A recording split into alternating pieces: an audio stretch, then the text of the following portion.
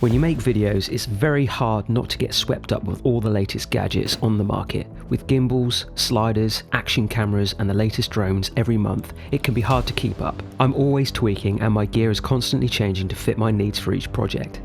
In this video, I wanted to show you what I like to take with me on smaller shoots for social media content and on-the-spot interviews. If you're new here, my name's Dan and I've been a full-time filmmaker for almost a decade now. I've got to work with numerous agencies and brands, and I've got to learn a little bit about gear and techniques along the way. Let's start with the case. I went for this US Pro waterproof travel equipment box, which is a cheaper alternative to the Pelican cases. For the price, I was very surprised that the build quality was so good.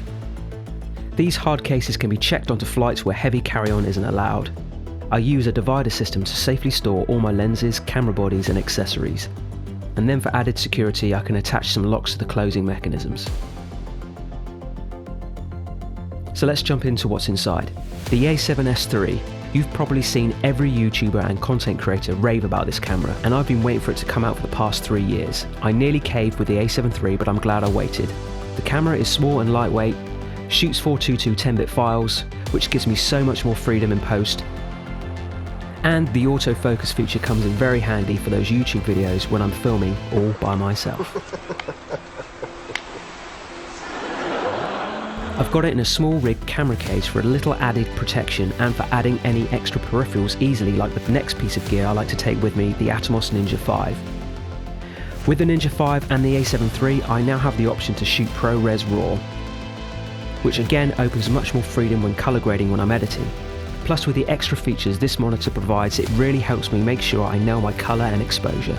Next up are the lenses, and these four are usually the main ones I tend to take with me on all shoots. The Sony 24-70 f2.8. This is the most used lens in my case.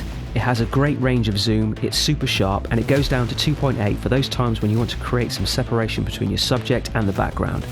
The Sony 16-35 f4. It's not the 2.8 version, but I'm happy with the image it produces. I mainly tend to use it a lot for most of my gimbal shots. The Sony 35mm 1.8. I've always liked the 35mm focal length, and it's usually my go-to lens. The Sony 55 1.8 is the second of my prime lenses. I use this for the same reasons as the 35, but when I want a little more zoom, I use this one.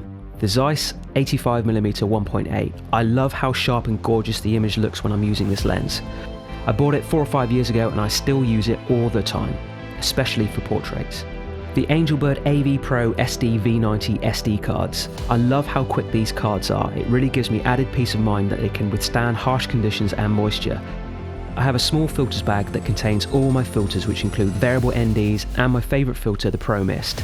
This filter gives that nice bloom to the highlights of your image. I also use step-up rings, so universally all my filters can fit on all my lenses if needed. The next space is for various batteries, and I also like to carry the Tascam DR10C with me for when I need to film quick interviews. This also records a -10 dB duplicate version of the recording just in case your original file is distorted. If you don't have one of these, I would highly recommend adding it to your gear. It's so important to make sure you capture good quality audio. You can have the best picture in the world, but if your audio is trash, the video will be too. And that is currently all the gear I have in my camera case.